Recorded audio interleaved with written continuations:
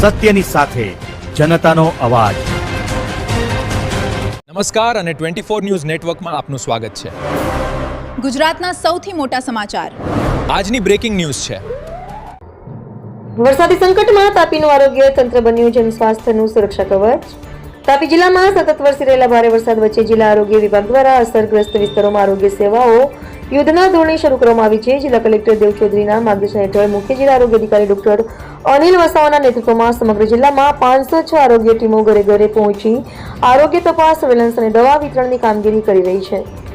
આરોગ્ય વિભાગ દ્વારા અસરગ્રસ્ત ગામોમાં બીમાર વ્યક્તિઓ, સગર્ભા માતાઓ, બાળકો અને વૃદ્ધોનું આરોગ્ય સર્વે તથા સ્ક્રીનિંગ હાથ ધરાયું છે। સાથે જ ડાયાબિટીસ અને બ્લડ પ્રેશરની નિયમિત દવાઓ ઘર આંગણે પહોંચાડવા, પીવાના પાણીના નમૂનાઓની તપાસ, ક્લોરીન ટેબ્લેટનું વિતરણ, તેમને પાણીજન્ય અને વાહકજન્ય રોગચાળો અટકાવવા એન્ટી લાર્વલ કામગીરી પણ કરવામાં આવી રહી છે। ડોલવણ તાલુકાના બેડચીત ગામમાં આરોગ્ય ટીમે ભારે વરસાદ છતાં સવારે જ અસરગ્રસ્ત પરિવારો સુધી પહોંચી આરોગ્ય તપાસ કરી જરૂરી દવાનું વિતરણ કર્યું હતું। સ્થાનિક રહેવાસી ભૂમિકાબેન વસાવાએ જણાવ્યું હતું કે મુશ્કેલીના સમયે આરોગ્ય વિભાગ અને વહીવટી તંત્ર દ્વારા ઘરે આવી તપાસ અને સારવાર આપવામાં આવતા લોકોને મોટી રાહત મળી છે। મુખ્ય જિલ્લા આરોગ્ય અધિકારી ડોક્ટર અનિલ વસાવાએ જણાવ્યું હતું કે જિલ્લામાં 506 આરોગ્યની ટીમો સતત કાર્યરત છે।